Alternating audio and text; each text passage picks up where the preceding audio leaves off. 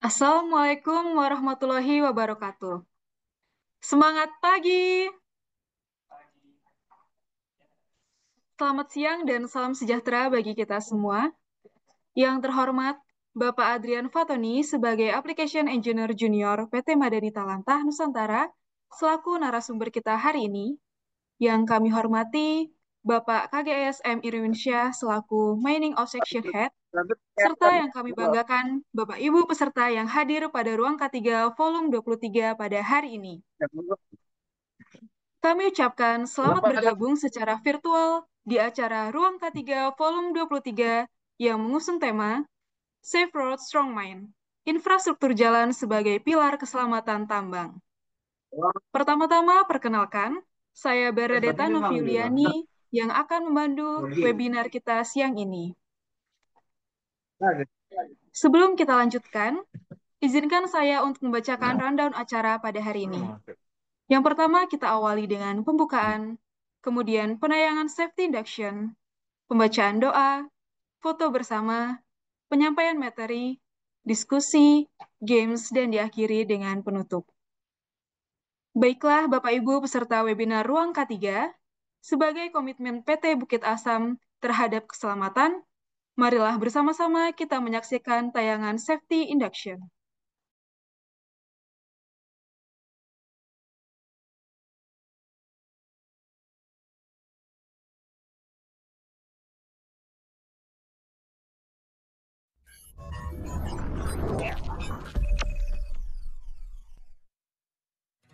Selamat bergabung dalam panduan bekerja secara daring PT Bukit Asam Tbk.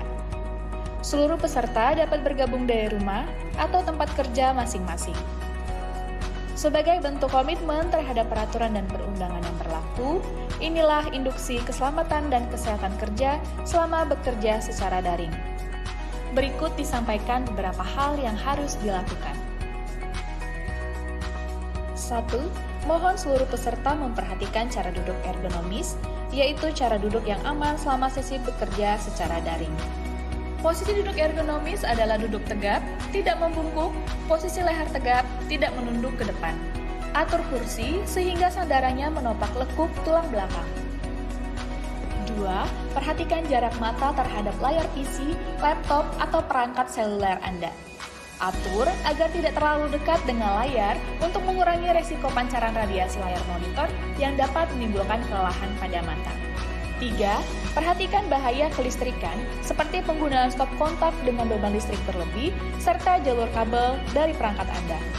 4. Tidak melakukan aktivitas lain yang membahayakan keselamatan seperti berkendara.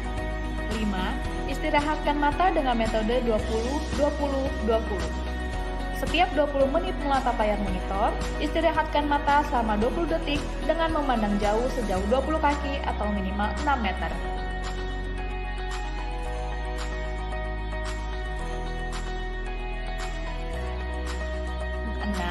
Lakukan peregangan untuk merilekskan tubuh setelah duduk monoton di depan layar monitor. Demikian video induksi keselamatan dan kesehatan kerja secara daring ini kami sampaikan. Terima kasih.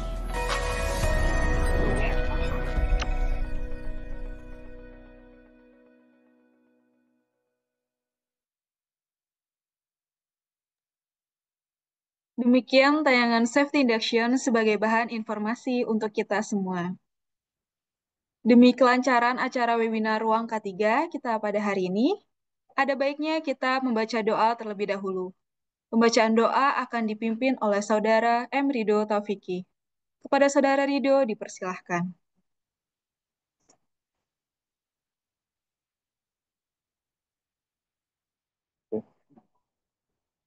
Assalamualaikum warahmatullahi wabarakatuh.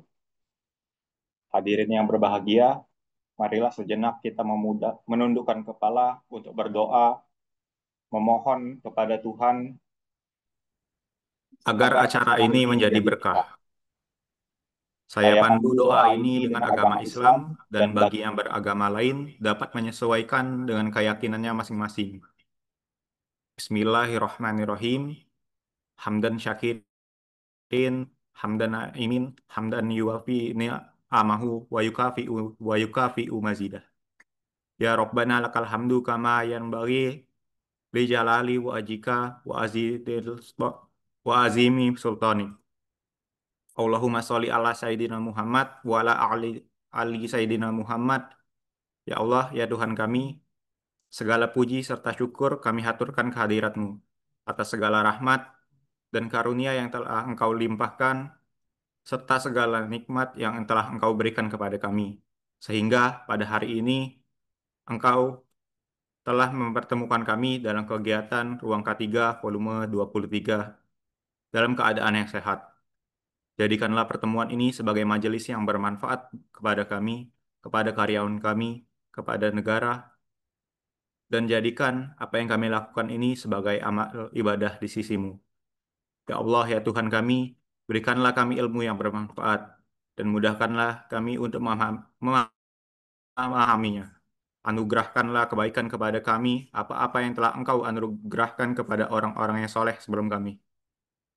Lindungilah setiap pekerjaan kami, pekerjaan rekan-rekan kami, agar kami dapat memberikan manfaat dalam keseharian kami, bagi keluarga kami, dan berkiprah dalam pembangunan negara. Ya Allah, ya Ghafur, Tuhan yang Maha Pengampun, ampunilah dosa dan kesalahan kami, dosa kedua orang tua kami, dosa para pemimpin kami, dan dosa orang-orang yang telah mendahului kami. Rabbana atina fid dunya hasanah, wa fil akhirati hasanah, wa qina azabannar. Subhana rabbil izzati amma yasifun, wa salamun ala mursalin, walhamdulillahi rabbil alamin. Wassalamualaikum warahmatullahi wabarakatuh.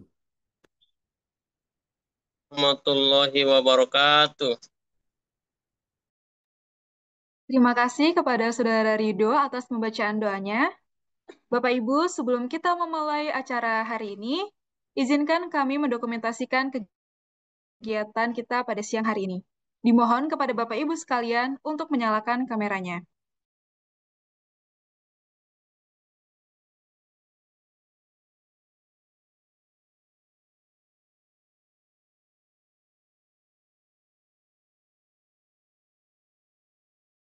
Baiklah, pada hitungan ketiga nanti operator akan membantu mendokumentasikannya. Untuk slide pertama, 1, 2, 3. Untuk slide selanjutnya, 1, 2, 3. Dan untuk slide ketiga, 1, 2, 3. Terima kasih kepada Bapak Ibu sekalian.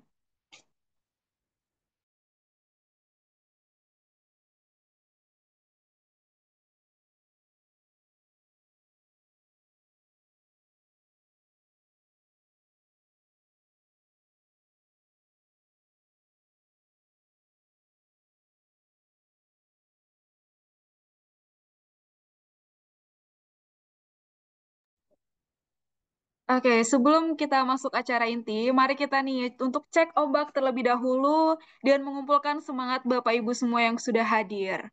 Bapak Ibu bisa mengirimkan emoji-emoji yang ada di Zoom, bisa lewat kolom komentar atau dalam emoji reaction.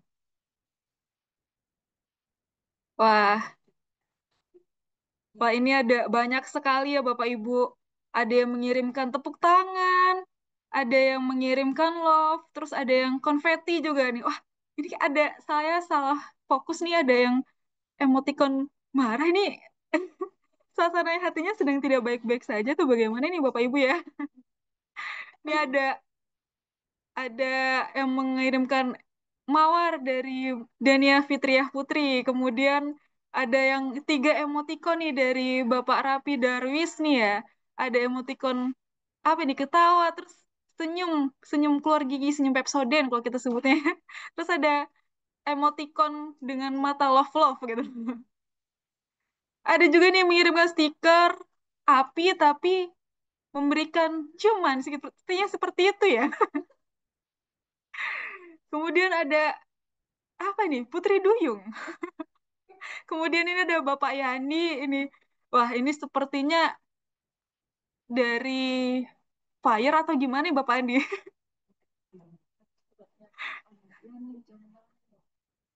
Kemudian nih ada, wah ternyata saya baru tahu juga nih kalau otot ada love-love-nya seperti ini ya. Sepertinya Bapak Ibu udah nggak sabar dan udah semangat banget untuk mendengarkan materi kita yang sangat menarik, yaitu tentang jalan pertambangan. Oke, sebelum semangatnya luntur, mari kita sambut juga untuk perkenalan narasumbernya, karena saya lihat emang luar biasa sekali nih untuk Bapak Ibu sekalian untuk memulai webinar kita pada hari ini. Oke, tanpa berlama-lama lagi, langsung saja saya perkenalkan narasumber luar biasa kita hari ini, yaitu Bapak Adrian Fatoni, yang saat ini sebagai Application Engineer Junior di PT Madani Talatah Nusantara. Halo Bapak Adrian, Halo, Mbak Deta. apa kabarnya? Apa kabarnya nih Pak? Alhamdulillah baik ini kabarnya. Kira-kira semangatnya berapa persen nih Pak untuk membawakan materi terkait dengan jalan pertambangan ini? Wah, ini kita harus semangat 100% ini Mbak Nah, buat demi kelancaran di tambangan. berarti udah on fire sekali ya Pak ya On semangatnya fire untuk ini siang Mbak. ini. Ya. Walaupun udah siang, udah makan siang, biasanya ngantuk, tapi Pak Adrian tetap penuh semangat. Oke, terima kasih banyak Pak Adrian. Oke, untuk selanjutnya saya izin untuk membacakan CV dari Pak Adrian. Pak Adrian ini merupakan lulusan Teknik Sipil Universitas Mercubuana, Jakarta. Adapun penghargaan yang pernah diraih yaitu Best QCC Teknis Ajang Madani Innovation Award atau MIA pada tahun 2023 dan Gold Predicate Ajang Temu Karya Mutu dan Produktivitas Nasional ke-28 yang berlokasi di Bali. Wah, kalau kita lihat dari CV-nya Pak Adrian, ini ya Bapak Ibu sekalian, sungguh luar biasa ya untuk latar belakang narasumber kita hari ini, sangat ekspor di bidangnya dan bisa dilihat juga dibuktikan dari CV yang baru saja saya bacakan. Sepertinya Bapak Ibu juga yang hadir ini udah sangat penasaran nih untuk menyimak materi hari ini. Jadi langsung saja kita sambut pemateri yang keren pada hari ini yaitu Bapak Adrian Fatoni.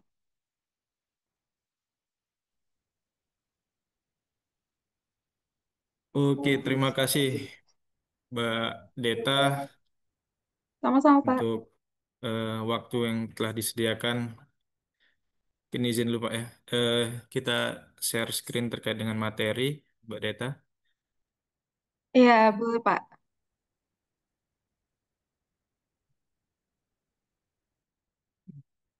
Sudah kelihatan. Apa sudah terlihat ini di monitor Sudah Bapak-bapak terlihat semua? Pak. Sudah ya. Sudah. Tapi belum di slideshow ya Pak. Nah, sudah. Oke. Oke, baik. Mungkin langsung saja ya, Mbak Deta. Terima kasih atas waktunya. Sebelumnya, Assalamualaikum warahmatullahi wabarakatuh. Waalaikumsalam. Semangat pagi. Waalaikumsalam warahmatullahi Pagi, wabarakatuh. pagi, Pagi, Pagi, pagi, pagi, pagi. pagi ya. Baik, terima pagi, kasih atas pagi. waktunya. Mungkin di sini kita lebih ke sharing ya, sharing terkait dengan infrastruktur di jalan. Di sini kita mungkin nanti dari para peserta bisa memberikan masukan juga dari apa yang sudah kita sampaikan nantinya, bahwa di ruang K3 Vol 23 ini kita sharing terkait dengan infrastruktur jalan sebagai pilar keselamatan tambang. Baik, mungkin eh, langsung saja terkait dengan penyampaian materi kita di ruang K3 Vol 23 ini ya, Mbak Deta. Kita mulai.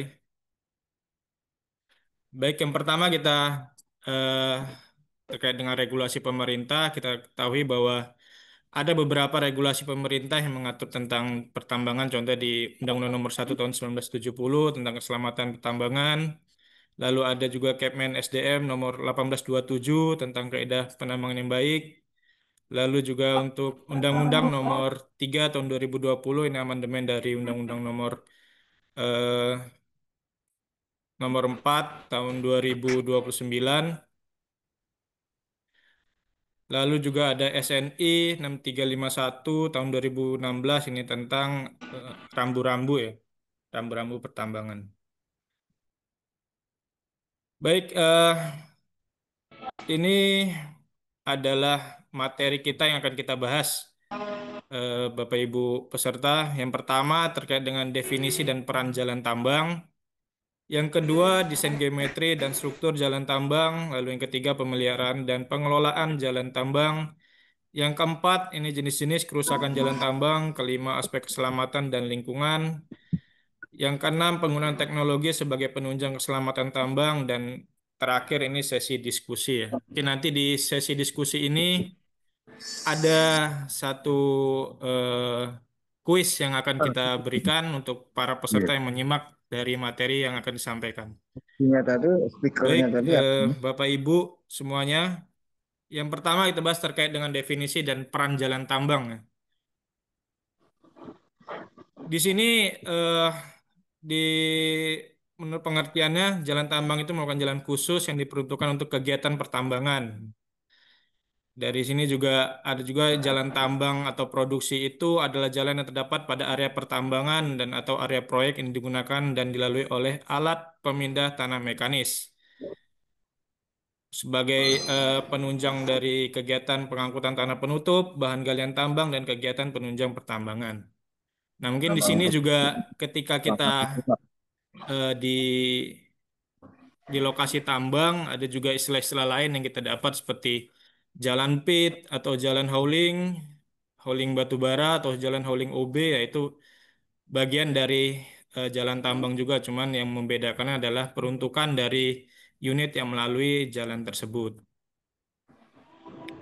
Lalu yang kedua terkait dengan peran jalan tambang ini ya, kita ketahui bersama bahwa jalan tambang ini merupakan jalur operasional utama ya untuk memfasilitasi pergerakan alat berat, baik itu unit eh, kelas 100 ton ataupun 20 ton dan 30 ton, itu tergantung di area kerja masing-masing.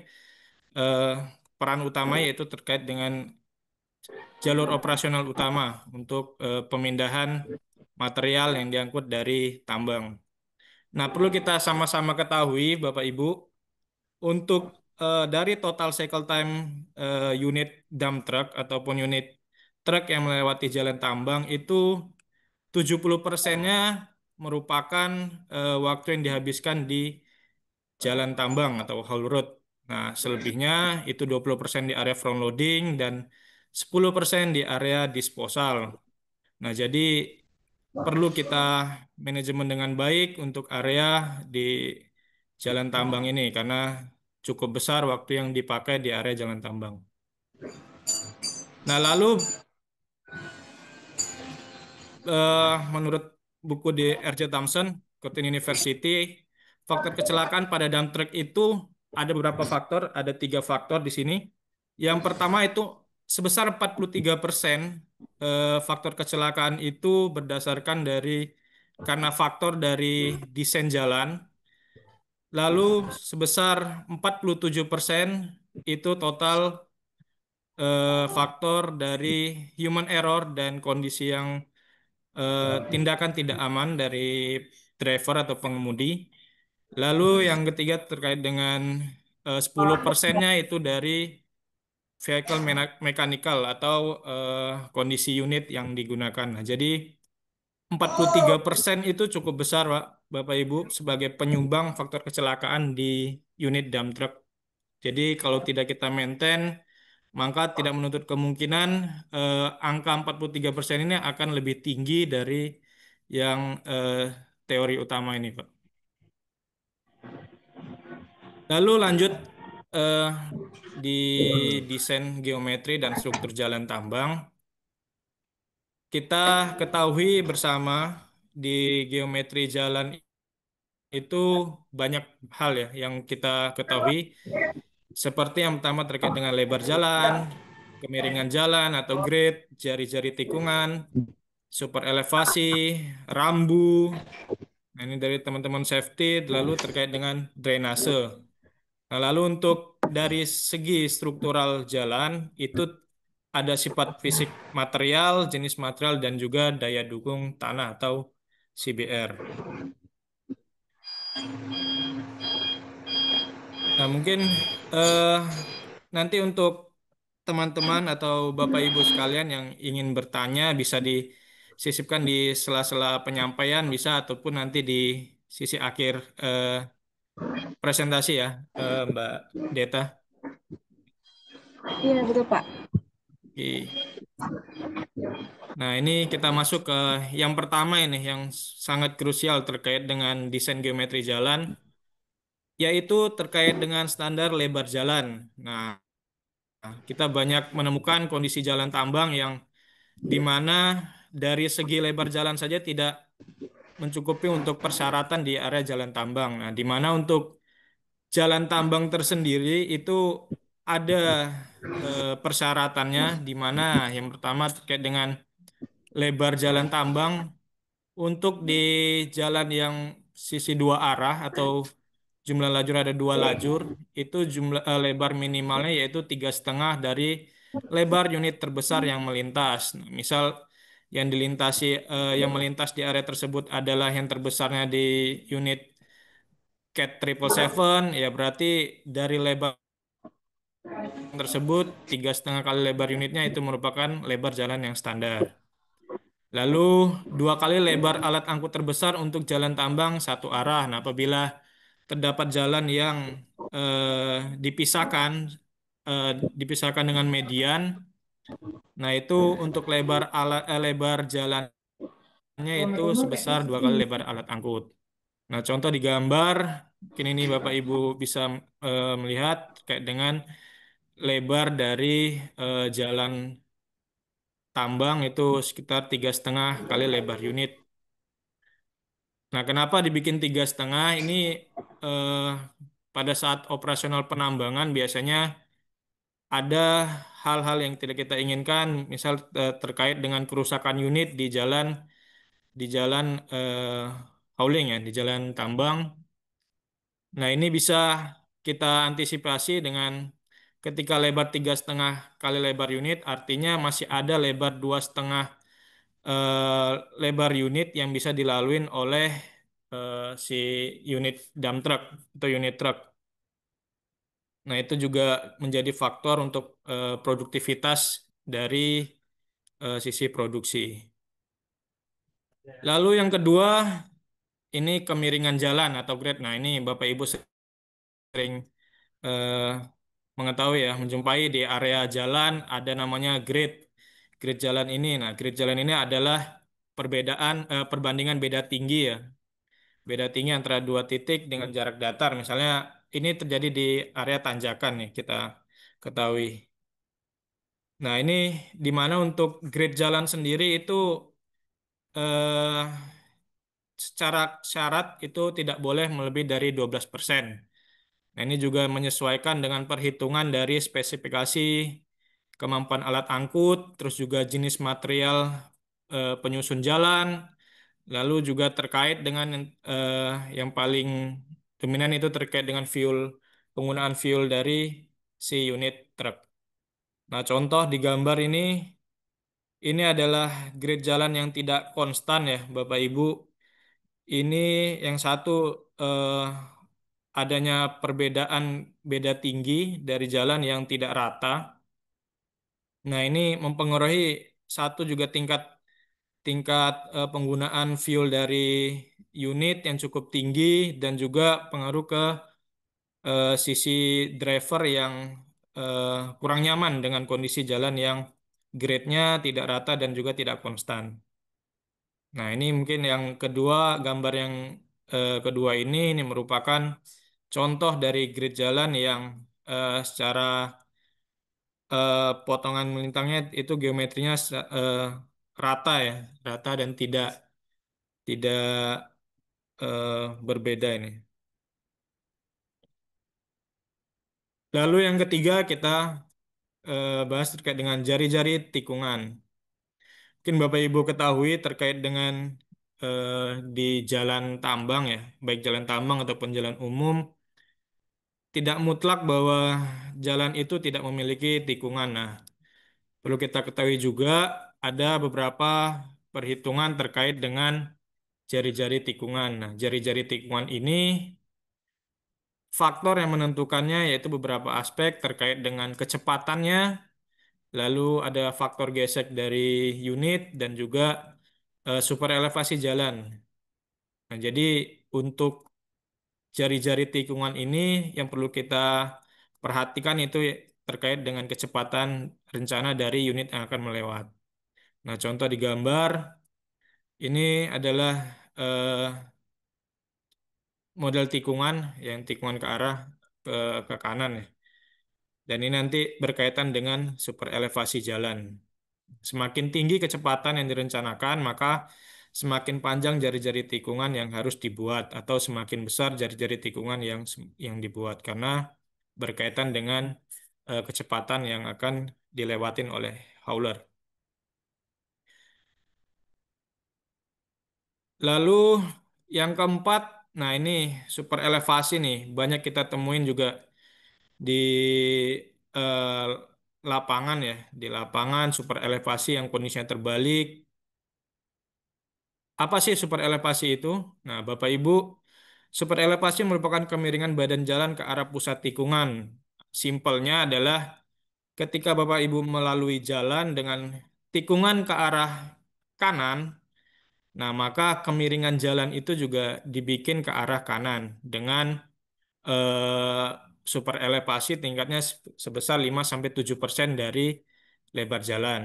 Nah, jadi kadang kita jumpain di lapangan yang super elevasinya terbalik nih.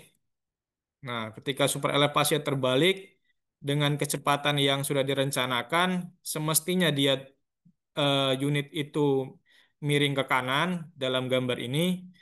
Nah, pada saat dengan kecepatan yang lumayan, kalau dengan super elevasi terbalik bisa jadi si unit ini eh, mengalami rebah ya, rebah karena tidak sesuai dengan kondisi super elevasi yang ditentukan. Nah, ini menjadi poin penting juga ketika kita mendesain jalan terkait dengan di area tikungan. Lalu yang kelima, ini terkait dengan crossfall. Nah, crossfall ini merupakan sudut yang dibentuk oleh sisi permukaan jalan terhadap bidang horizontal. Misal, eh, di lapangan itu, di jalan, terutamanya di jalan tambang, kita jumpain itu model ada single dan double crossfall. Nah, untuk single crossfall ini merupakan di mana sudut kemiringan itu terpusat oleh satu titik. Jadi untuk berkaitan dengan kemiringan jalan, nah, single crossfall ini diarahkan ke satu titik. Namun ada juga yang double crossfall.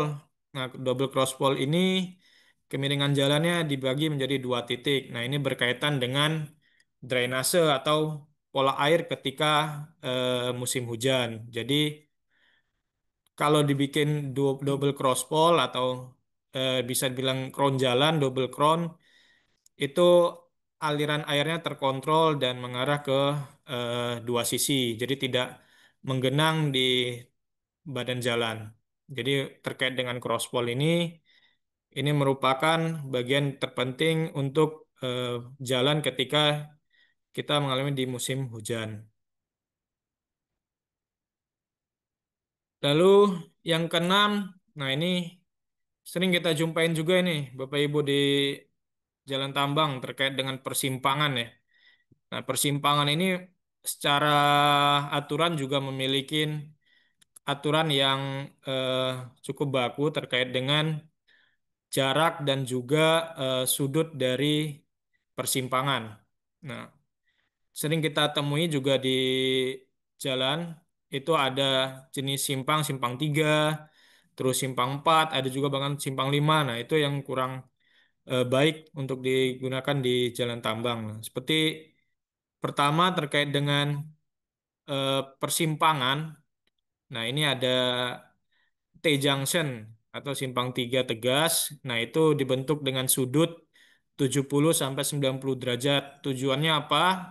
Nah, tujuannya ini untuk satu untuk titik blind spot dari si pengemudi agar bisa melihat di area sisi kanan ataupun kiri jalan, lalu juga terkait dengan kenyamanan dari si pengemudi. Lalu yang kedua ini adalah double T junction. Di sini ada simpangan simpang 3 dan juga di sini ada simpang. Nah, double T junction ini bisa di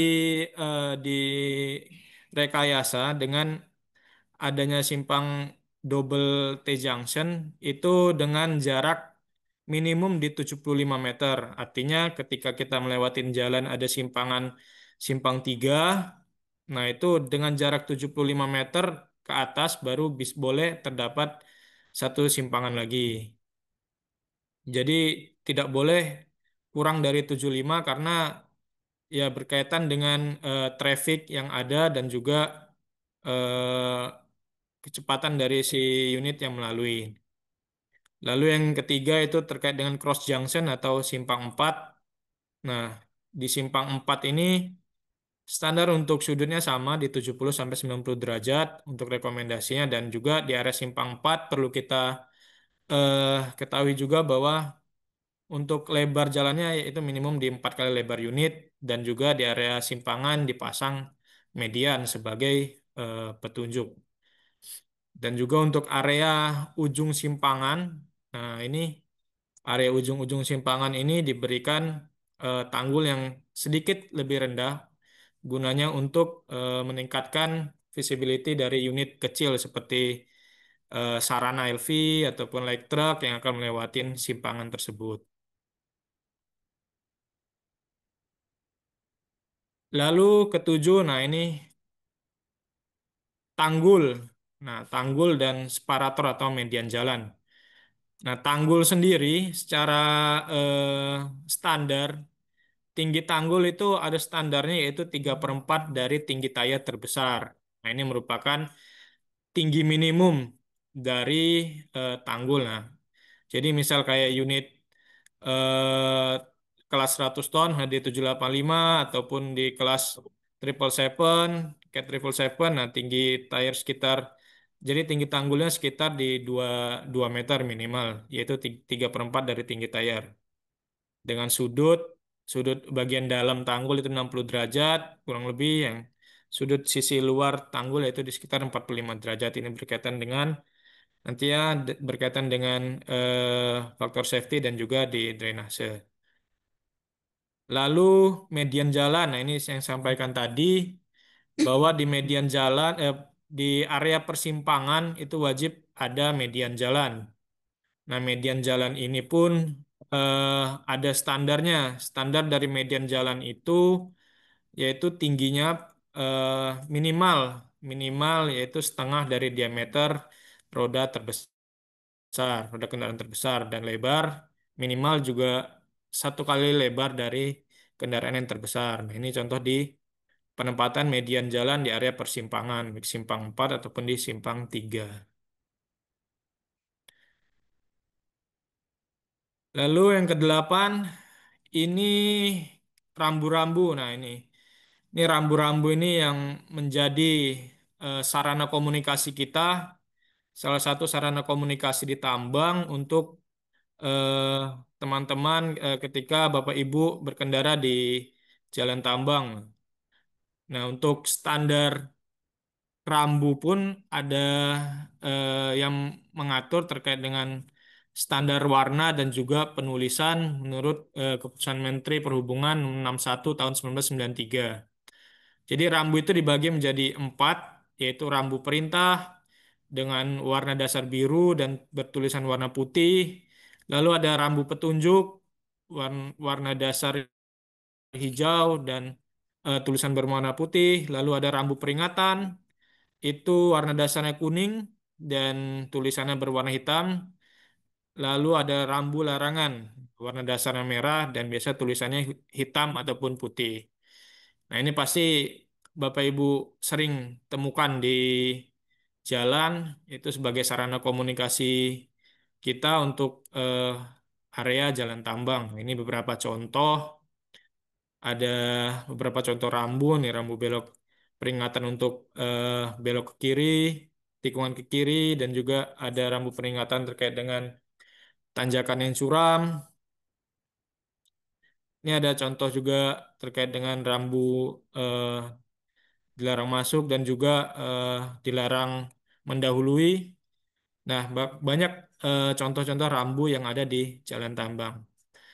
Nah, perlu Bapak Ibu ketahui bahwa penempatan atau pemasangan rambu pada area persimpangan itu eh, bukan hanya bukan hanya memperhatikan dari sisi safety, melainkan juga di sisi produksi terkait dengan produktivitas alat yang akan melalui. Nah, jadi untuk aspek safety, eh, pemasangan rambu itu direkayasa sehingga tidak terjadi kecelakaan itu tentu, dan juga untuk di aspek productivity, nah ini memberikan prioritas dari arah dengan produksi yang tinggi sehingga akan meningkatkan produktivitas fleet. Nah, jadi untuk pemasangan rambu yang memperhatikan aspek productivity di sini memperhatikan juga dengan tingkat produksi yang tinggi di area jumlah fleet yang melalui area jalan tersebut.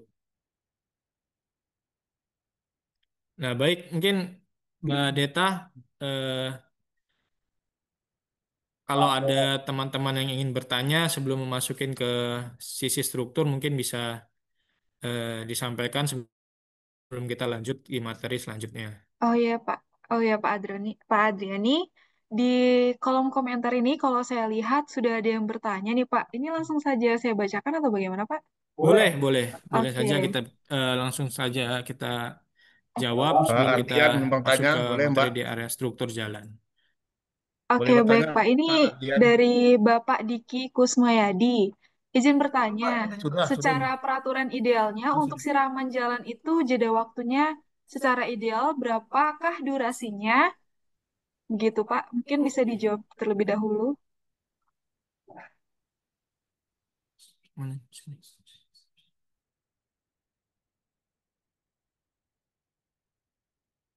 Mana? Udah ya.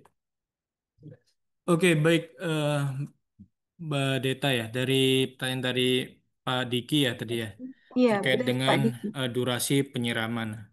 Sebenarnya untuk durasi penyiraman itu tergantung dari tingkat tingkat yang perlu diperhatikan itu dari durasi penyiraman itu terkait dengan kecepatan kendaraan yang melakukan penyiraman dan juga volume dari volume dari air yang akan dilakukan penyiraman. Nah, tentunya terkait dengan waktu, itu tadi saya sampaikan itu erat kaitannya dengan kecepatan dari si unit water truck yang menyiram jalan. Nah, standarnya untuk kecepatan dari si si si unit water truck ini menyiram jalan yaitu di range 20 sampai 30 kilometer per jam. Nah, dengan dengan kecepatan tersebut bisa kita tentukan terkait dengan durasinya. Untuk durasi penyiraman itu sekitar 5 sampai 10 detik dan itu dilakukan untuk putus-putus di area jalan yang grade-nya di atas dari 5 sampai 8%. Lalu untuk area tikungan itu tidak dilakukan penyiraman karena berkaitan dengan kondisi super elevasi jalan tadi. Mungkin seperti itu, eh, Mbak Deta. Oke, baik. Terima kasih banyak Pak Adrian untuk jawabannya. Dari Pak Diki, apakah sudah menjawab ya Pak? Mungkin jika sudah menjawab bisa komentar atau reaction dengan jempol. Kemudian dari Bapak Ibu sekalian, mungkin ada yang ingin bertanya langsung juga, bisa raise Ingin hand. bertanya Mbak, saya Marlius ingin bertanya. Ya, nanti apabila Bapak Ibu sudah raise hand dan menjawab pertanyaan, bisa langsung berinteraksi dengan narasumber kita, Pak Adrian. Boleh bertanya Mbak Nopi? Saya Marlius dari Wasnam. Yang sinyal ya, Pak. No, Pak. Oke, sepertinya belum ada yang raise hand, tapi ada yang dari MOPS. Ini apakah terkendala? Oh, ini Udah. ada Pak Yandi dari uh, agent seperti Angkatan 14. Silakan Pak untuk Pak menyebutkan Marlius tuh pertanyaannya. nanya Boleh Pak bertanya Marlius Mbak? Mbak Nopi bertanya Pak Ardian. Saya Marlius dari Wasnam. Selamat siang Pak Yandi. Ya, apakah Pak bisa Edi. untuk di-unmute dan kemudian menyampaikan Mungkin pertanyaannya, Pak? Udah masuk. mungkin didulukan dulu Pak Marlis dari Wasnam tadi, Bu. Silakan didulukan dulu, nggak apa-apa. Oleh sa- saya mau bertanya Pak Marlius dari Wasnam, Mas Ardian. Iya, Pak. Mau tanya ini, apakah setiap jalan tambang nggak boleh harus pakai kupingin atau waiting line gitu kan? Karena setiap audit kawan-kawan ketiga dari ibu dulu ibu apa yang meninggal siapa? Dari kawan-kawan ibu itu harus pakai waiting line atau kupingan. Apakah di Bu sini nggak Lydia, ada Bu Lydia. masalah itu, Mas Ardian? Tolong dijelaskan itu. Ini dari siapa nih? Tadi? Pak Marlius. Oke, baik, Pak Marlius ya izin mungkin menjawab terkait dengan pertanyaan apakah wajib ada cupingan atau enggak ya atau waiting line ya istilahnya. Nah, mungkin untuk waiting line ini ada standar dari masing-masing eh, standar dari masing-masing perusahaan ya, Bapak ya, terkait dengan kalau untuk aturan umumnya mungkin dari Kepmen 1827 juga tidak terdapat area yang diwajibkan untuk waiting line. Nah, mungkin standarnya yang disampaikan itu bahwa di area simpangan itu wajib memiliki median saja. Nah, mungkin ketika ada eh, ketika ada yang eh, posisi waiting line dan itu di suatu area tertentu, nah itu mungkin menjadi aturan yang dibawakan oleh pihak eh, perusahaan yang di tempat Bapak Ibu bekerja. Nah, jadi untuk secara aturan bakunya di Kepmen 1827 sendiri, setahu saya itu hanya mengatur terkait dengan persimpangan ya. Syarat di persimpangan itu bahwa wajib ada median dan tidak disebutkan bahwa adanya waiting line atau cupingan seperti itu. Mungkin nanti bisa dikoreksi Pak ya, dikoreksi apabila dari audiens lain yang ada referensi lain dari peraturan pemerintah yang menyatakan bahwa itu wajib ada area waiting line seperti itu. Mungkin bisa dikoreksi apabila eh, salah ya jawaban saya. Karena Mungkin gini seperti Mas itu, Ardian, Bapak. setiap Mas Ardian gini ya, karena setiap ada audit dulu almarhum Bu Lydia ya, setiap simpangan yang belok ke kanan wajib ada kupingan. Nah itu. Tapi saya kurang tahu ya, apakah ada ndak di K3 kita diwajibkan kupingan atau waiting line itu. Terima kasih. Baik, Bapak. Baik, mungkin bisa kita lanjut, Mbak Deta, terkait dengan materi selanjutnya. Oke, baik. Terima kasih banyak untuk Pak Adrian dan Pak Marlius. Kemudian untuk sesi diskusi selanjutnya akan ada dan ini Pak Adrian izin untuk melanjutkan materi terkait dengan desain geometri. Kepada Pak Adrian dipersilahkan. Oke, baik. Mungkin Bapak Ibu nanti kita lanjut dulu terkait dengan materinya, baru nanti di akhir sesi bisa kita lakukan sesi diskusi lagi ya, Bapak Ibu. Nah, lalu tadi bahas geometri, sekarang kita bahas terkait dengan struktur jalan. Nah, struktur jalan ini eh, secara umum lapisan jalan tersebut itu tersusun dari lapisan tanah dasar dan lapisan perkerasan. Nah, seperti kita ketahui bahwa di jalan tambang itu ada lapisan subgrade, subbase, base, dan juga area surfacing atau wearing course. Nah, ini bagian-bagian dari lapisan jalan tambang dan juga memiliki tingkat kepadatan yang disyaratkan masing-masing. Nah, juga terkait dengan struktur jalan ini berkaitan dengan kadar jenis atau kadar air optimum dan juga terkait dengan jenis material penyusun jalan. Nah, kadar air optimum ini merupakan kadar air tanah pada saat tanah itu mencapai kepadatan maksimum. Nah, jadi tingkat kadar air ini berpengaruh terkait dengan kepadatan kepadatan dari jalan yang akan kita buat secara konstruksinya.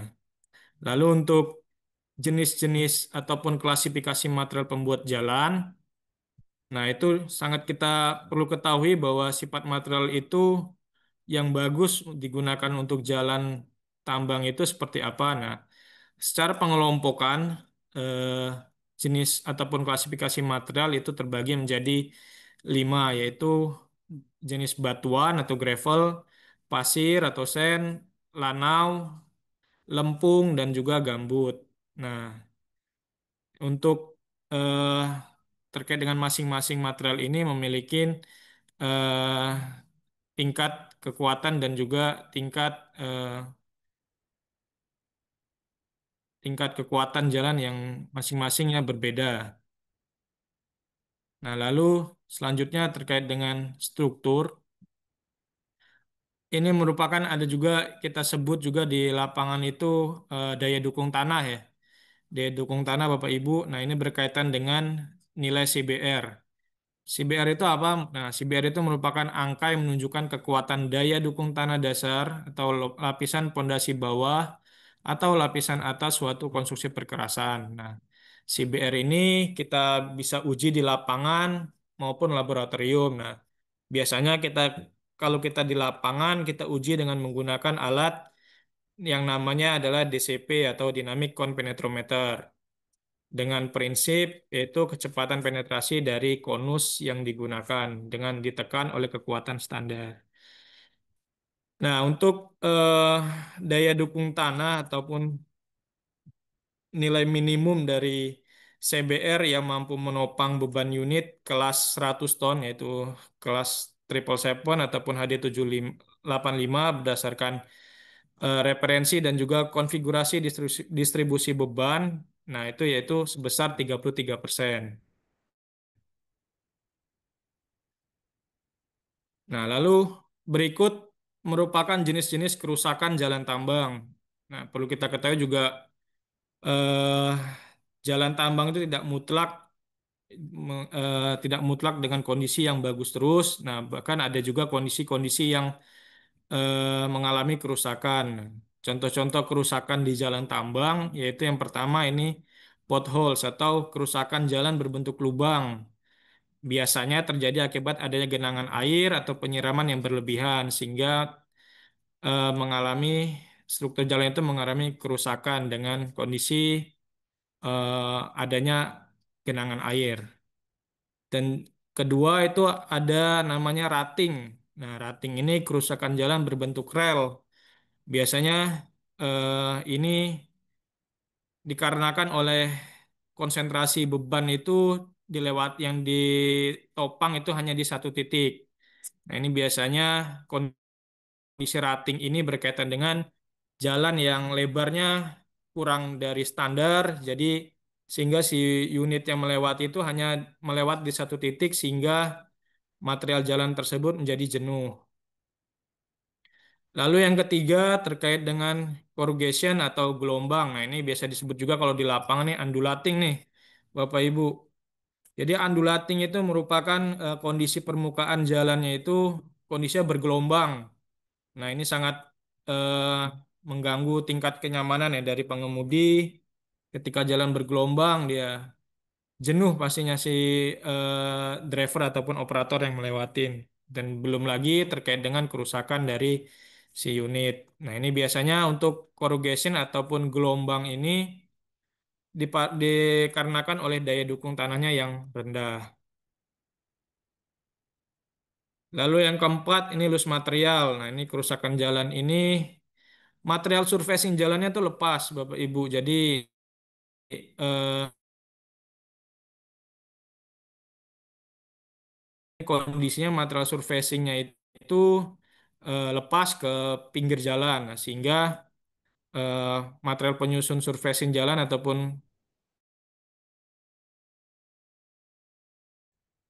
lalu yang kelima ini ada stones, yaitu kerusakan jalan yang terdapat boulder yang menonjol. Nah, ini berkaitan dengan ukuran material dari penyusun jalan. Ya, bisa Bapak Ibu lihat di layar bahwa eh, terdapat jalan di mana ini ada boulder ya, boulder sebagai terdapat di badan jalan sehingga ini bisa menyebabkan suatu kecelakaan ya di jalan. Lalu yang terakhir ada erosion atau erosi jalan. Nah, ini kerusakan jalan ini akibat dari pola aliran air yang melintang pada jalan ya. Biasanya disebabkan oleh aliran air yang terjadi dan juga bisa jadi terkait dengan faktor penyiraman yang berlebihan. Nah, ini bisa Bapak Ibu lihat di layar ini kondisinya terdapat aliran air yang melintang di jalan. Nah, ini kalau kita melewatin ini seolah-olah jalan kita seperti keriting kalau bahasa di lapangannya ya, Bapak Ibu. Nah, lalu terkait dengan pemeliharaan dan pengelolaan jalan tambang. Nah, ketika konstruksi jalan sudah dilakukan, perlu adanya pemeliharaan dan pengelolaan jalan tambang, Bapak Ibu. Ini untuk berpengaruh terhadap kenyamanan si driver ataupun pengemudi yang melintasi jalan tersebut. Nah, untuk pemeliharaan dan pengelolaan jalan tambang, ini kita ada macam-macamnya, yaitu yang pertama terkait dengan road grading. Nah, road grading ini menjaga permukaan jalan sehingga permukaan jalan tersebut tetap rata, lalu juga menjaga bentuk crossfall dan super elevasi dari geometri jalan tadi, dan juga resetting dan mengisi potholes minor. Nah, ini road grading biasanya digunakan alat yang digunakan yaitu unit motor grader yang dipakai. Nah, untuk compacting hanya support terkait dengan pemadatan di material surfacing jalan. Lalu yang kedua, rekonstruksi jalan atau road construction. Nah, ini penggalian material lembek atau perbaikan potholes, yaitu perbaikan kerusakan jenis rating, terus kemudian perbaikan permukaan jalan yang mengalami kerusakan loose material dan penghilangan stone dengan melakukan penggalian material boulder dan mengganti material dengan fragmentasi yang sesuai. Nah, di sini mungkin bisa Bapak Ibu lihat bersama-sama ini adalah kondisi salah satu contoh untuk rekonstruksi jalan, di mana dengan jalan yang kondisinya ini bisa dikatakan undulating, juga kurang baik secara struktur jalannya. Ini kita lakukan pembongkaran material atau replace material. Kita lakukan pembongkaran, lalu kita gantikan dengan menggunakan material yang bagus, lalu kita lakukan compacting juga. Nah, sehingga setelah melakukan proses perbaikan ini, kondisi jalan lebih baik daripada kondisi sebelumnya dan tingkat kepadatannya sesuai dengan yang sudah disyaratkan. Nah, lalu yang ketiga terkait dengan drainase ya, pemeliharaan drainase. Nah, perlu kita ketahui bahwa drainase itu terkait dengan pengaliran air tambang ya di jalan terutama, yaitu pertama menghilangkan material yang terdapat di paritan jalan ya. Biasanya di area paritan jalan itu terdapat material nih, contohnya seperti ini. Jadi untuk sodetannya ini tertutup oleh material sehingga semestinya air itu bisa keluar dari badan jalan ketika pasca hujan. Nah, ini malah air itu menggenang di badan jalan. Nah, itu bisa menyebabkan kerusakan di struktur jalan. Nah, pemeriksaan drainase ini dilakukan eh, secara kontinu ya untuk area-area sodetan ataupun tali air dari jalan. Nah, ini dibuka untuk ketika kondisi musim hujan bisa jalan tersebut bisa dalam kondisi yang tetap baik, tidak mengalami kerusakan di area struktur jalan. Nah, lalu untuk selanjutnya keempat ini inspeksi terkait dengan struktur jalan. Nah, inspeksi ini kita lakukan uji dari penurunan kualitas struktur jalan ini, kita lakukan uji menggunakan alat DCP. Nah, ini untuk standar jalan di mana untuk dari unit yang kita laluin itu berapa persen. Misal contoh, unit yang kita lewatin jalan ini adalah unit terbesarnya di 100 ton. Jadi target dari CBR kita adalah sekitar 33%. Nah, kita lakukan uji secara berkala secara mingguan ataupun secara bulanan terkait dengan kondisi struktur jalan. Apabila ada penurunan kualitas, nah, di situ bisa kita lakukan maintenance ataupun perbaikan struktur jalan. Di sini juga ada contohnya penggunaan alat dynamic penetrometer dan juga ada juga form untuk melakukan uji tersebut. Lalu inspeksi geometri jalan. Nah, inspeksi ini dilakukan secara rutin ya Bapak Ibu ya. Bisa bisa dilakukan secara daily ataupun secara weekly. Nah, gunanya apa? Gunanya untuk mengetahui beberapa parameter geometri ini ada kondisi yang tidak standar sehingga ketika ditemukan kondisi tidak standar dari geometri jalan bisa kita langsung lakukan perbaikan. Nah, beberapa parameternya yang sudah disampaikan tadi yaitu terkait dengan lebar jalan, grid jalan, modulasi sampai ke tanggul dan drainase. Nah, jadi ketika ditemukan kondisi jalan yang tidak standar dari inspeksi ini bisa dilakukan perbaikan segera sehingga tidak menimbulkan kecelakaan di jalan tambang. Yang keenam, adanya daily work order atau instruksi kerja harian yang diberikan ke dari pihak engineering ke tim di lapangan untuk melakukan perbaikan berdasarkan dari skala prioritas yang sudah ditentukan dari inspeksi geometri jalan tadi. Jadi setelah dilakukan inspeksi, kita tahu bahwa di lokasi mana yang titiknya itu menjadi kerusakan yang menjadi skala prioritas. Nah, lalu kita sampaikan ke pihak engineering bahwa itu dapat dilakukan perbaikan. Nah, dari engineering nanti mengeluarkan daily work order sehingga bisa kita lakukan perbaikan di area yang menjadi skala prioritas. Baik, lalu kita masuk ke aspek keselamatan dan lingkungan nih, Bapak Ibu. Ada dua hal yaitu keselamatan dan aspek lingkungan. Yang pertama ini terkait dengan aspek keselamatan di mana eh, yang menjadi perhatian utama yaitu posisi ataupun mapping traffic ya. Traffic di mana untuk melakukan inspeksi kelengkapan rambu. Nah, ini biasanya terjadi kondisi ketika pasca hujan nih rambu-rambu di jalan tambang pada rebah ataupun miring karena ketiup angin. Nah, bisa dilakukan inspeksi ya. Inspeksi rambu-rambu mana yang miring, mana yang rebah, mana yang rusak bisa dilakukan perbaikan segera. Karena kita ketahui tadi bahwa rambu ini merupakan suatu alat komunikasi kita di jalan tambang. Nah, ini yang sudah dilakukan yaitu terkait dengan mapping posisi rambu, lalu juga eh, penempatan rambu-rambu konvensional, lalu juga ada rambu elektrik seperti strobo. Nah, ini berkaitan dengan eh, biar operator seharusnya tidak fatigue dan juga ada safety campaign. Safety campaign ini berupa pemasangan banner atau pemasangan spanduk yang berkaitan dengan safety ataupun keselamatan. Nah, lalu yang kedua, pengendalian di aspek lingkungan. Nah, pengendalian debu ataupun dust control menggunakan water truck. Nah, ini tadi ada pertanyaan terkait dengan penyiraman ya, berapa faktor penyiraman. Nah, di sini untuk faktor penyiraman itu kita tadi kecepatan maksimum untuk truk yang melakukan penyiraman itu di 30 km per jam itu secara maksimum di range 20 sampai 30 km per jam.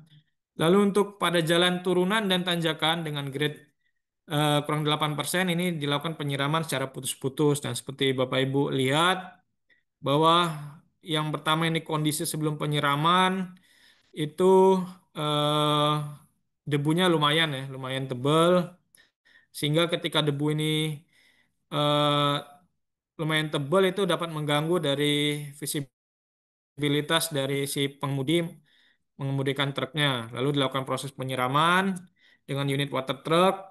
Nah, dilakukan proses penyiraman secara putus-putus. Nah, lalu eh, yang terakhir terkait dengan penggunaan teknologi nih. penggunaan teknologi sebagai penunjang keselamatan tambang. Nah, kita ketahui banyak teknologi yang digunakan di tambang untuk menunjang keselamatan ya, keselamatan dari eh, pekerja yang bekerja di lokasi tambang itu di lapangan. Yang pertama itu terkait dengan in-cabin camera atau DMS, Driving Monitoring System. Nah, ini teknologi yang dipakai untuk monitoring perilaku ataupun habit dari sang pengemudi. Jadi, eh, ketika si pengemudi tersebut melakukan perilaku ataupun aktivitas yang sekiranya membahayakan, maka bakal muncul alert atau alarm terkait dengan kegiatan-kegiatan yang menyimpang. Nah, ini kita kita menggunakan alat ini sebagai salah satunya penunjang keselamatan di tambang. Nah, karena si driver ini erat kaitan juga mengemudi di jalan hauling, jadi perlu kita lakukan monitoring terkait dengan tindakan yang dilakukan si pengemudi atau driver. Lalu yang kedua ini ada teknologi di CCTV ya, Bapak Ibu, atau mining eyes, yaitu pengawasan jarak jauh menggunakan teknologi CCTV. Teknologi ini dapat memonitor dan melapor pergerakan manusia dan unit alat berat di tambang. Nah, biasanya CCTV ini kita tempatkan di area-area kritis. Jadi kita bisa mengontrol di jarak jauh dengan kondisi yang lebih aman karena kurangnya potensi bahaya. Jadi kita lakukan monitoring di CCTV. Nah, biasanya juga selain di area kritis dilakukan ditaruh penempatannya di area persimpangan jalan. Jadi melihat si perilaku dari driver tersebut pada saat di persimpangan, apakah dia mematuhi rambu atau tidak. Nah, bisa kita lihat juga di CCTV. Nah, lalu yang ketiga ini ada mining truck simulator. Nah, penggunaan simulator mining ini bertujuan untuk mensimulasikan pengalaman untuk mengoperasi truk di tambang. Nah, biasanya ini dilakukan operator pasca cuti, jadi refresh kembali pengoperasian unit oleh operator tersebut, apakah ada miss pengoperasian atau tidak, dan juga melanggar dari rambu-rambu yang ada di jalan yang diplotkan di simulator ini. Nah, ini menggunakan salah satu penggunaan teknologi ya yang ada di mining, terutama di Madani. Oke, mungkin itu ya Bapak Ibu. Eh, Selanjutnya adalah sesi diskusi ya. Mungkin Mbak Deta, ini ada satu satu kuis yang saya berikan untuk kawan-kawan apa Bapak Ibu peserta untuk eh, mengikuti kuis ini. Apabila ada yang berkenan nanti bisa dibantu Mbak Deta ya. Oke, baik. Terima kasih banyak, Pak Adrian. Oke, untuk sesi diskusi ini ada diskusi spesial ya dari Pak Adrian, yaitu nanti ada sedikit kuis dari Pak Adrian. Ini berupa aspek safety dan productivity. Nah, nanti dari Bapak Ibu sekalian yang sudah hadir di sini bisa aktif untuk turut mengikuti sesi diskusi ini dan turut aktif bisa menjawab karena akan ada hadiah spesial untuk Bapak Ibu sekalian. Oke.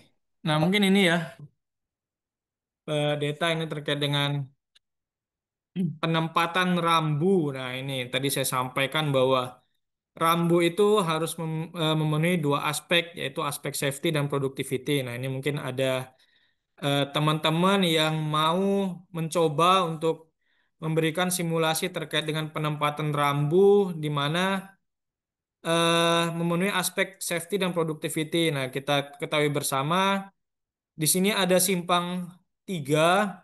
Ini dari arah front dan arah disposalnya ke arah sebelah kiri. Nah, ini untuk front yang di sebelah kanan yang kalau dilewatin jalur lurus itu ada 3 fleet yang melintasi jalan tersebut dan juga di area sini ada 1 fleet yang melintasi jalan tersebut. Nah, mungkin nanti bisa teman-teman lakukan simulasi beberapa penempatan rambu nih, baik rambu petunjuk, rambu larangan, rambu peringatan, dan juga rambu perintah. Mungkin seperti itu, Mbak Deta. Bisa ada volunteer yang bisa ikut dari sisi kuis ini, Mbak Deta. Oke, baik. Terima kasih banyak Pak Adrian untuk penjelasannya. Nah, dari Bapak Ibu sekalian ini, kok jika ada yang mau turut dalam sesi diskusi bisa langsung raise hand saja dan menyebutkan mana saja peletakan rambu-rambu yang telah dijelaskan oleh Pak Adrian. Untuk Bapak Ibu yang turut aktif dalam sesi diskusi kali ini, nanti akan ada hadiah spesial. Jadi untuk Bapak Ibu sekalian, eh, bisa langsung raise hand saja untuk menentukan kira-kira peletakan rambu di area front dan disposal. Oke, ini ada dari Pak Halbi. Mungkin bisa langsung on mic saja, Pak. Kemudian ada Pak Yandi juga nih. Oke. Untuk Pak Adrian nih, sudah ada dari peserta yang raise hand, Pak.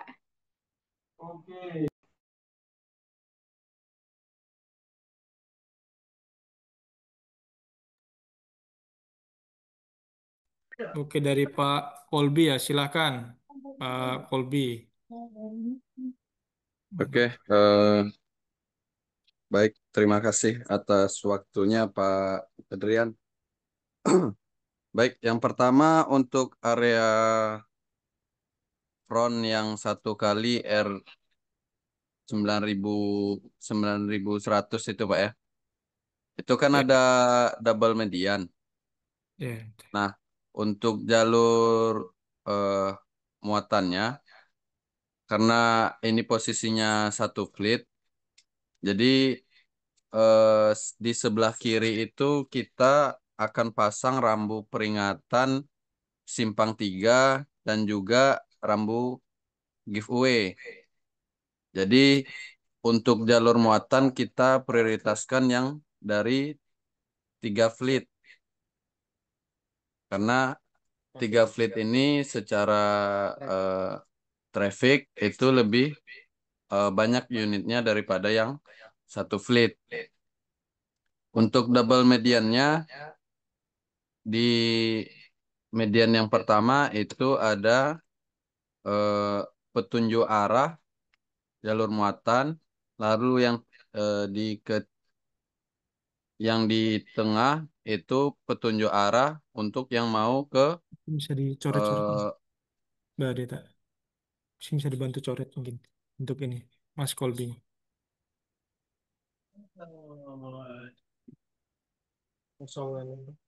lalu untuk yang dari disposal itu juga ada double median. Nah, untuk yang lurus ke arah front itu di sebelah kiri itu dikasih petunjuk rambu petunjuk. Lalu untuk yang di tengah yang mau ke arah front 9.100 itu dikasih petunjuk untuk di median yang di tengah, di jalur yang di tengah. Eh, Pak Kolbi mungkin bisa dibantu dicoret mungkin Pak ya, digambar di layar, bisa dibantu dicoret aja, biar kita bisa koreksi sama-sama. Ca- Bisa, bisa.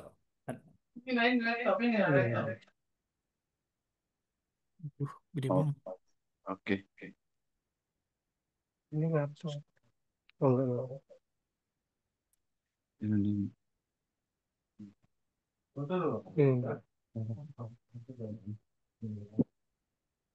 ini rambu.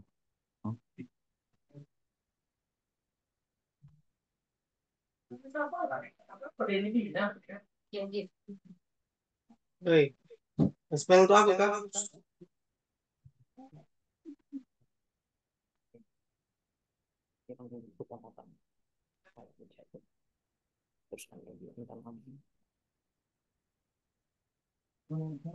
di sini dipasang rambu Mickey Mouse, ada petunjuk arah dan eh, forbidden yang dari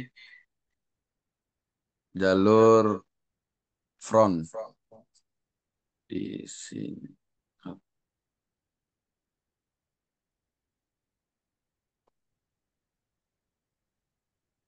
Lalu di sini juga dipasang. Lalu di median sini juga dipasang rambu Mickey Mouse yang mau ke arah disposal. Lalu rambu larangannya untuk di jalur tengahnya.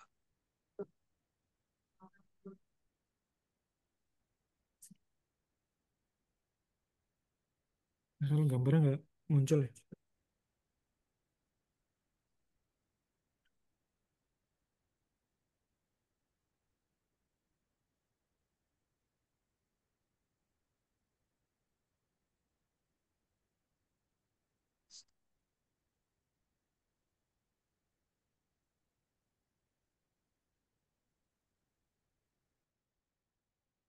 Di sini rambu giveaway.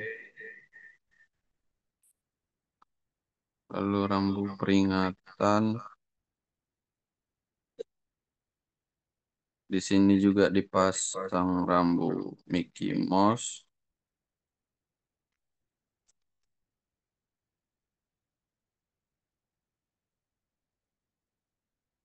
Dan di median sini juga dipasang rambu Mickey Mouse.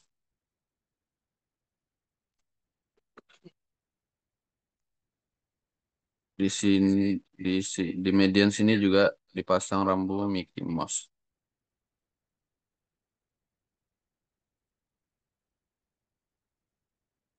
Untuk giveaway itu arahnya ke jalur 1 Fleet R9100. Jadi arah giveaway-nya di sebelah sini. Jadi untuk prioritas jalan di jalur sini. Untuk prioritas jalan menuju disposal. Jadi yang dari Fleet sini harus memberi prioritas bagi unit yang melewati area dari front Hexa 2500 sama 9200. Nah, di jalur sini untuk di tengah sini di sini harus ada rambu stop apabila akan memasuki area front 9100. Jadi di sini ada rambu stopnya. Bagian sini di median sini. Dan begitu pun bagi unit yang akan dari sini yang mau melewati ke front sini, di sini juga ada rambu stopnya. Di median sini. Lebih kurang seperti itu Pak Adrian. Soalnya gambarnya agak susah juga, maaf. Jadi agak berantakan jadi. Oke, terima kasih Pak Kolbi, luar biasa ini.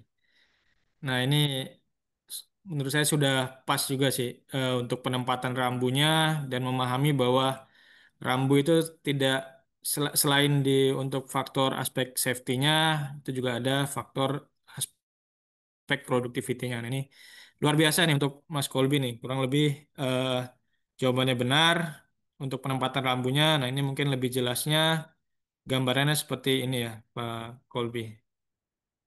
Hmm. Nah, ini mungkin dihapus dulu nih. Boleh dibantu hapus. Oke. Nah, ini benar nih dari Pak Kolbi tadi ya terkait dengan penempatan dan juga posisi rambu berdasarkan dengan aspek safety dan productivity di mana di sini ada rambu giveaway yang menjadi prioritas untuk jalan lewatin disposal adalah jalan yang ada 3 feet, 2 kali Hexa 2500 dan juga 1 kali 9200. Nah, di sini ada rambu stop ketika mau belok kanan dari front 9100 dan juga di sini ada rambu giveaway ketika dari disposal mau memasukin ke area front Liber 9100. Ya, terima kasih Pak Kolbi. Mungkin nanti hadiahnya bisa diminta ke Mbak Deta ya. Oke, mungkin eh, itu saja sih yang bisa saya sampaikan terkait dengan pemaparan materi ini dan juga sharing session kita pada sore hari ini. Lebih kurang saya mohon maaf. Saya kembalikan ke moderator Mbak Deta, dipersilakan. Oke, baik. Terima kasih banyak kepada Pak Adrian untuk penyampaian materinya. Tapi di sini ada yang masih penasaran juga nih, Pak Adrian, terkait dengan apa sih rambu Mickey Mouse itu, Pak? Oh Seperti itu ya, ya. nah biasanya rambu Mickey Mouse ini adalah penyebutan aja, penyebutan teman-teman di lapangan ya, yaitu kondisi di mana rambu itu ada satu tiang itu ada dua rambu, biasanya ada rambu petunjuk dan juga rambu larangan. Nah, itu bisa disebut rambu Mickey Mouse nih. Nah, contoh seperti ini nih. Ini kan kalau dilihat dari tampilan dari arah sisi sini, itu satu tiang itu ada dua dua rambu yang terdapat di situ. Jadi bentuknya seperti eh, telinga ya, telinga Mickey Mouse. Nah, mungkin itu aja penyebutannya aja sih, Mbak Deta. Oke, baik. Terima kasih banyak Pak Adrian. Semoga menjawab rasa penasaran dari Pak Rapi Darwis dan mungkin rasa penasaran juga dari teman-teman Bapak Ibu peserta rekan ketiga. Untuk eh, penyampaian materinya, ini sungguh sangat informatif dan bermanfaat sekali ya Bapak Ibu untuk kita semua. Mungkin bisa kasih applause secara virtual nih Bapak Ibu melalui reaction atau melalui kolom komentar. Wah, banyak sekali nih Pak Adrian reaction dari Bapak Ibu peserta webinar Ruang K3. Sepertinya emang materi yang diberikan sungguh sangat informatif dan bermanfaat ya untuk Bapak Ibu Ruang K3. Baik, untuk selanjutnya, apakah masih ada sesi diskusi lagi Pak untuk Boleh, kepada Bapak Ibu? kita buka sesi diskusi ya, mungkin yang beberapa teman-teman yang udah bertanya di kolom komentar mungkin kita prioritasin Mbak Deta, mungkin ada satu atau dua pertanyaan bisa kita sharing untuk menjawab pertanyaannya ya. Oke, terima kasih banyak Pak Adrian. Nah, untuk Bapak Ibu peserta ruang K3 yang masih penasaran terkait dengan materi jalan pertambangan, mungkin bisa langsung bertanya, bisa reaction dan on mic agar bisa berinteraksi juga dengan Pak Adrian. Apakah masih ada yang mau? Oke, ini ada dari Pak Yandi, Pak Adriani ya. Sepertinya ada yang mau ditanyakan. Kepada Pak Yandi dipersilahkan Pak menyampaikan pertanyaannya. Baik, Assalamualaikum warahmatullahi Waalaikumsalam warahmatullahi wabarakatuh, wabarakatuh. Pak Izin Yandi. bertanya, Pak Adrian, saya Yandi dari Pamain TBU. Ya.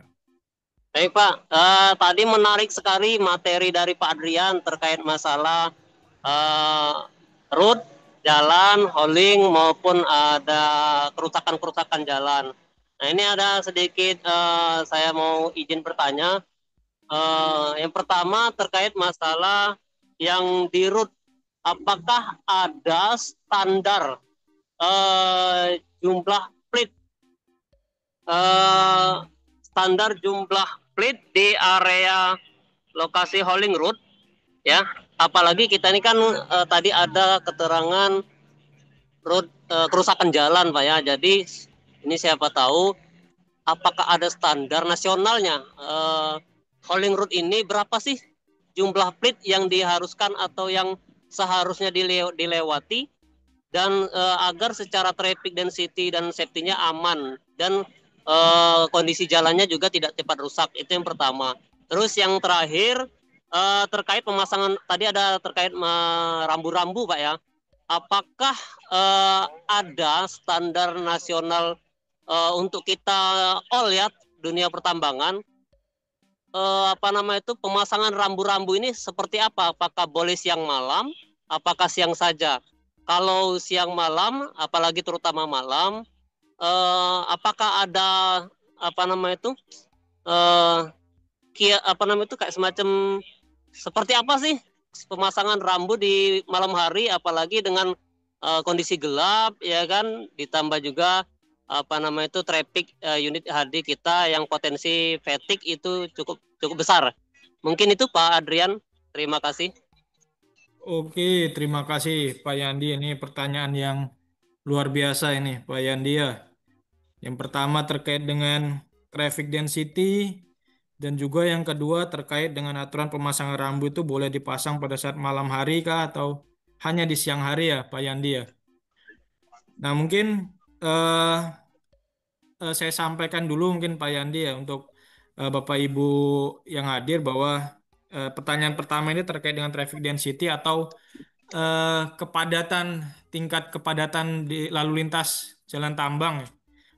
Untuk acuan berapa fleetnya atau berapa banyaknya. Nah, mungkin kalau untuk fleet sendiri ini kan menyesuaikan dari jarak ya, jarak jalan dari front sampai disposal.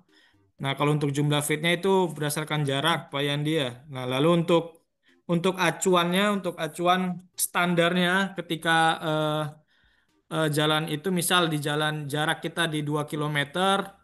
Nah, standar jalan kita itu kita tetapkan berapa nih lebar jalan. Misalnya di lebar jalan 30 atau 35 meter. Nah, dengan kecepatan rencana kita yang sudah kita planningkan itu berapa nih? Misal kecepatan di 20 km per jam, kecepatan rencana kita. Nah, untuk menjawab traffic density tadi, Pak Yandi ya, itu perlu ada perhitungan secara teknis. Nah, perlu perhitungan secara teknis di mana untuk yang perlu diperhatikan itu adalah kecepatan dan juga lebar jalan dan juga lebar dari kendaraan yang melintasin jalan tersebut. Nah, contoh untuk jarak 2 km, nah ini kurang lebih dari jarak 2 km dengan standar jalan kita lebar sekitar di 30 atau 35 meter dan cukup lebar dengan kecepatan rencana kita di 20 km.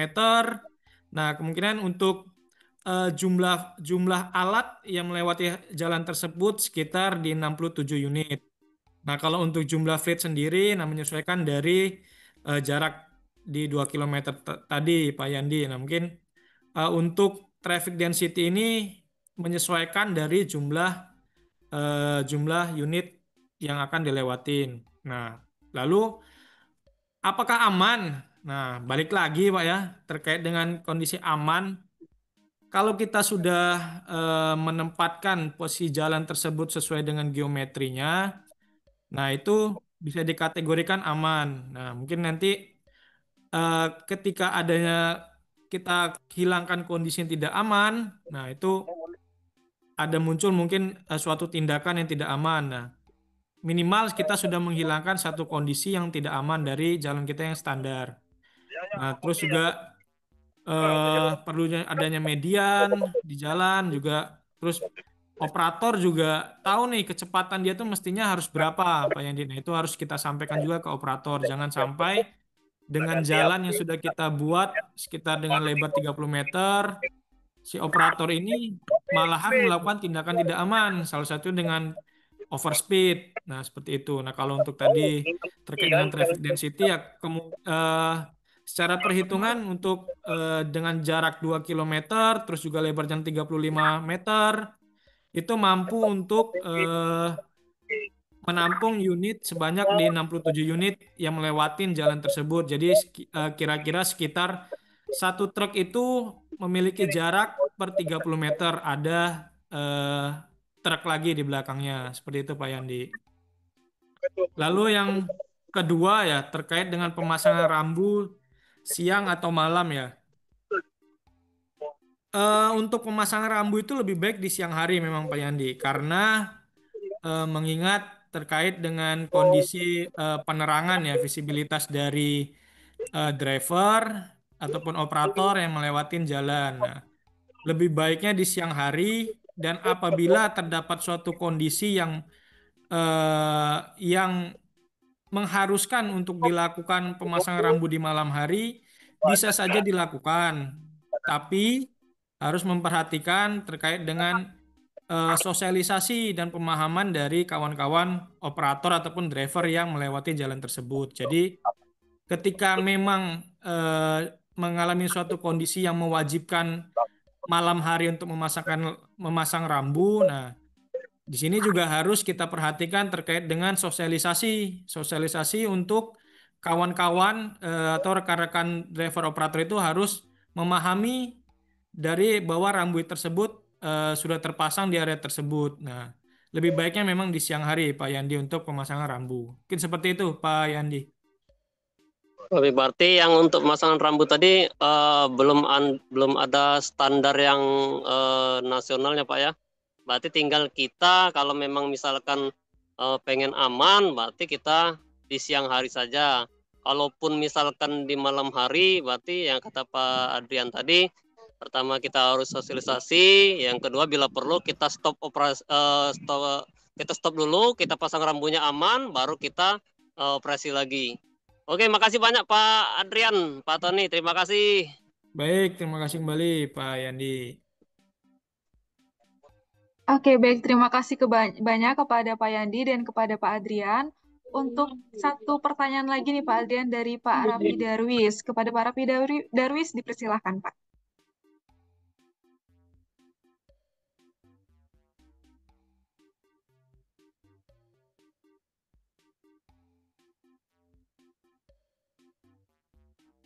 Pada Pak Rafi Halo, Darwis. ya maaf. Terima kasih Mbak Deta, Pak Fatoni. Izin bertanya dari Rafi Darwis, proyek infrastruktur TLS 67. Untuk jalan produksi batu bara dengan HD 100 ton ya, yang menuju ke dam hopper, nanti kan ada dam hopper 100 ton, ada dam hopper 60 ton. Nah, untuk jalur produksi yang 100 ton ini, apakah masih perlu dibuatkan separator antara kendaraan isian dengan alat yang kosong itu?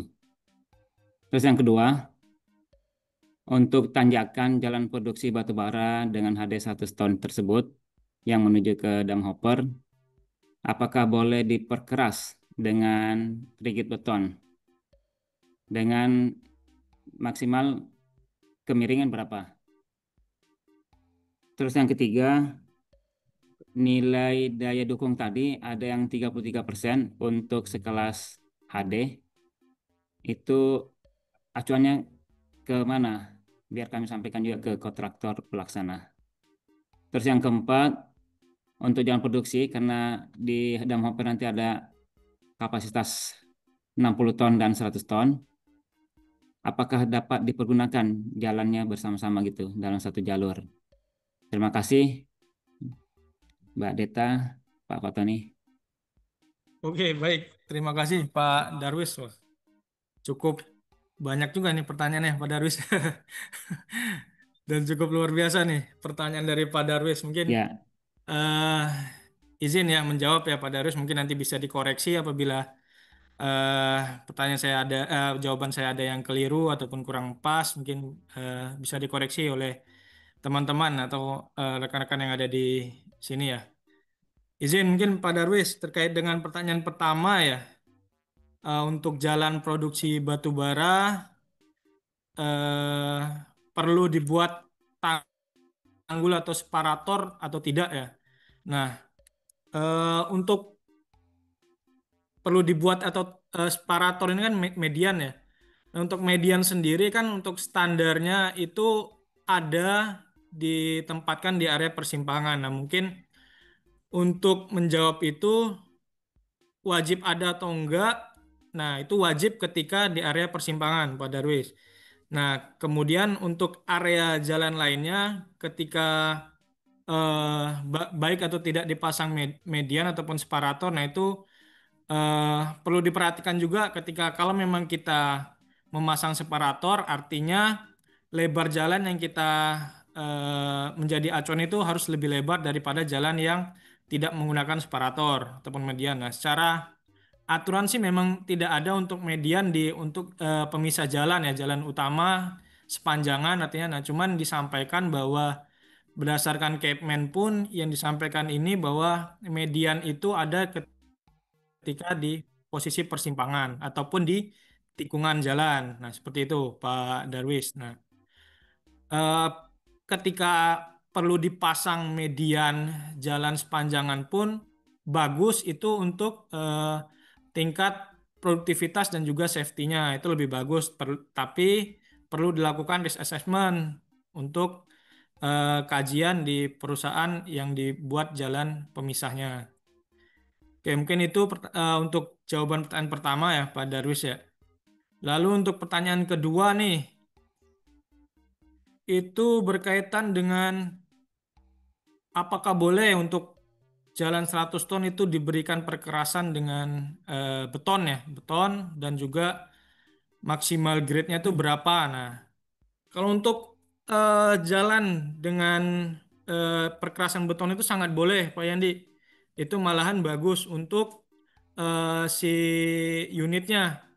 Karena kan secara eh, standar pun lebih baik jalan itu kan tidak ada hambatan ya Pak Yandi ya. Baik itu kerusakan di hambatan karena kerusakan jalan ataupun hambatan lainnya. Nah, dengan dilakukan perkerasan ini kan secara struktur jalan kan sudah bagus nih. Dan juga secara secara surfacing jalan juga sudah bagus.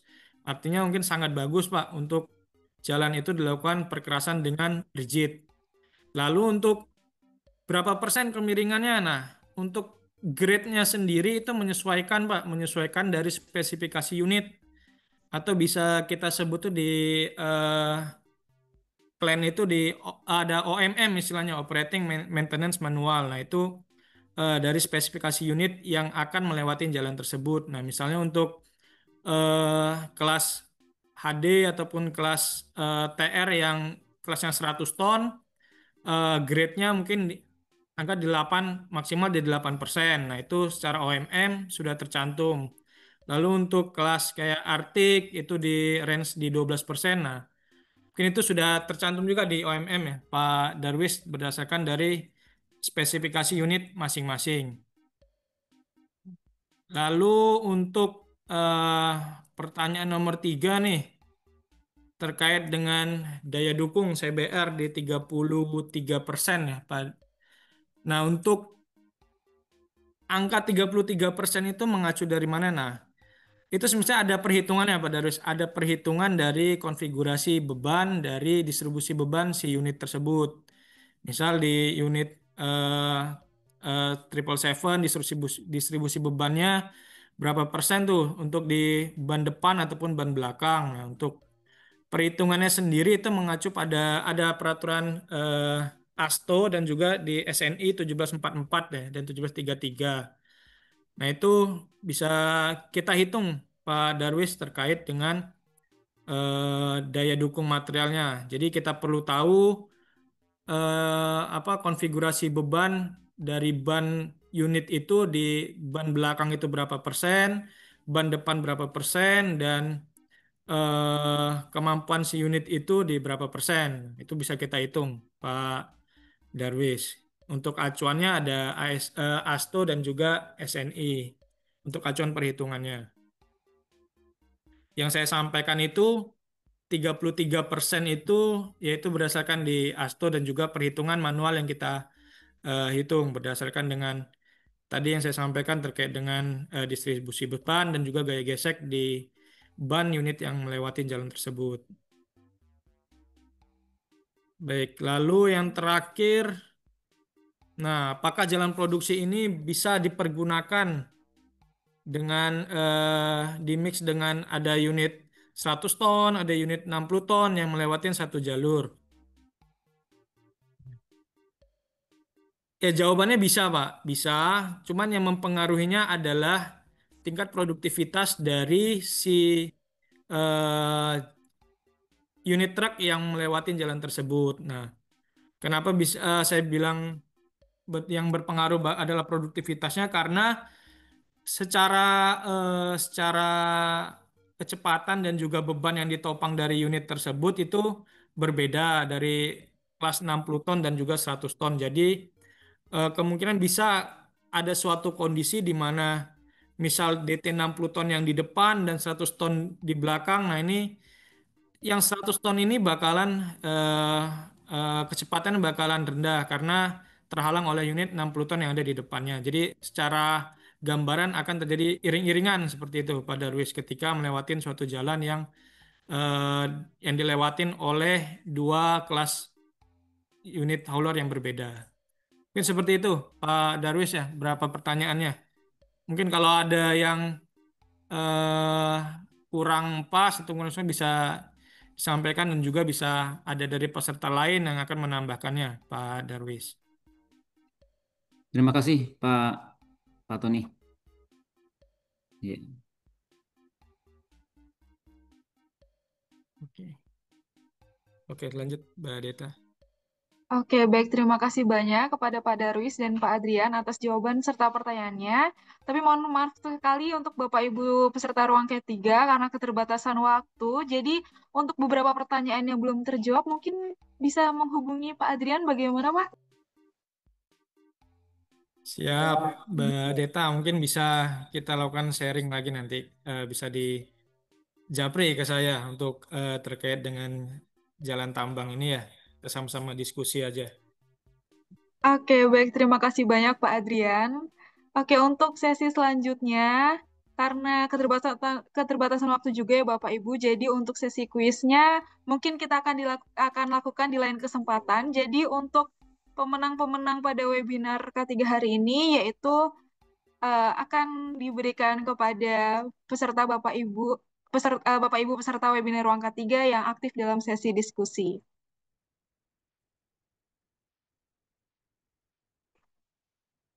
Ini belum share screen. Belum share screen.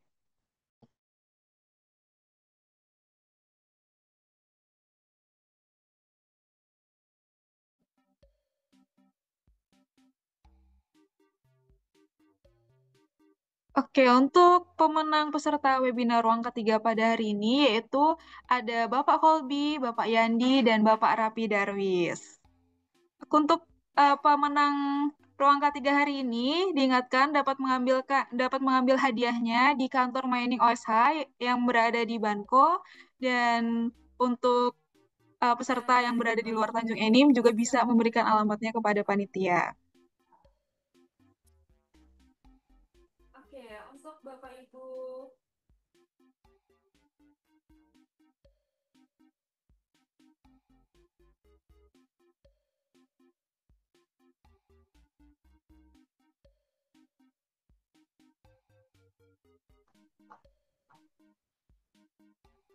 Oke, baik. Terima kasih, Mbak Deta.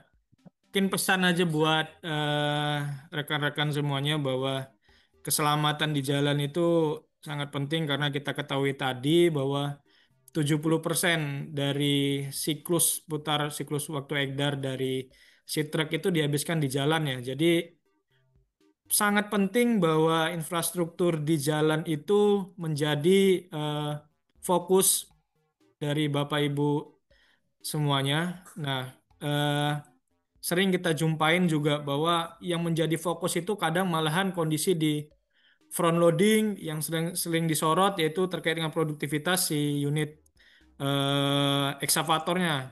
Nah, sedangkan kondisi di jalan itu dikesampingkan. Nah, ini justru merupakan kondisi yang terbalik ya Bapak Ibu. Nah, mungkin pesan dari kami bahwa eh, untuk infrastruktur jalan, pesan untuk semua pegiat tambang ataupun kontraktor maupun subkontraktor dari tambang ya. Untuk infrastruktur jalan ini harus kita fokuskan. Jadi untuk selain penunjang faktor keselamatan juga sebagai penunjang dari produktivitas si unit kita. Mungkin seperti itu Mbak Deta ya. Dari closing kita menjadi fokus untuk di infrastruktur jalan tambang. Oke, Terima kasih. baik. Terima kasih banyak pada Pak Adrian atas closing statement dan pesan-pesan yang telah disampaikan. Semoga bisa kita terapkan dalam pekerjaan kita, khususnya dalam dunia pertambangan ini. Oke, untuk selanjutnya yaitu Bapak Ibu bisa mengakses materi terkait dengan ruang K3 dari ruang K3 volume 1 sampai volume 22. Kemudian untuk rekaman ruang K3 juga dapat diakses melalui barcode yang telah ditampilkan pada layar.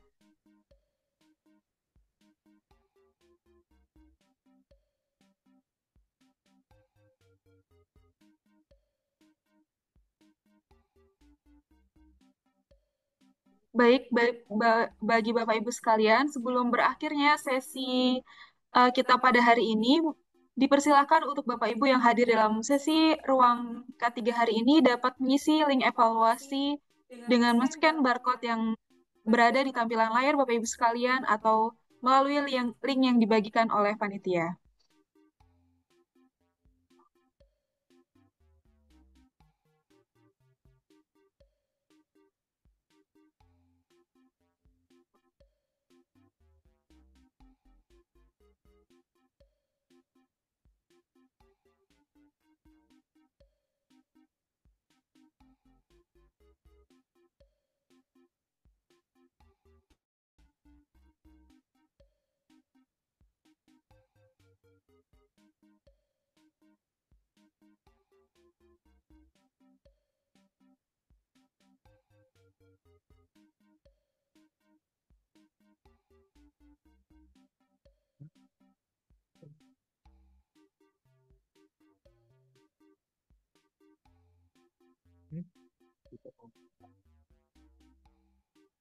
Enggak, ini perhitungan target CBR.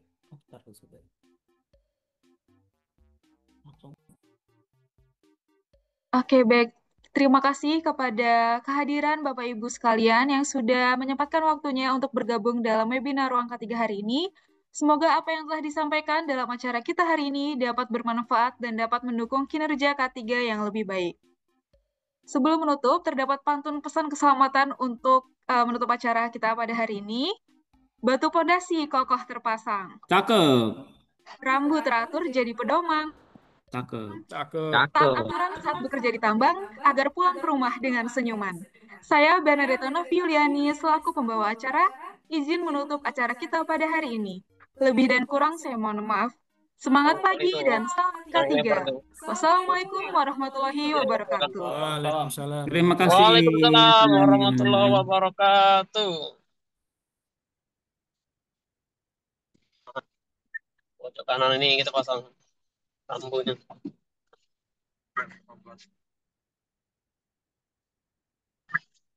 Terima kasih, izin. Terima kasih banyak, Pak.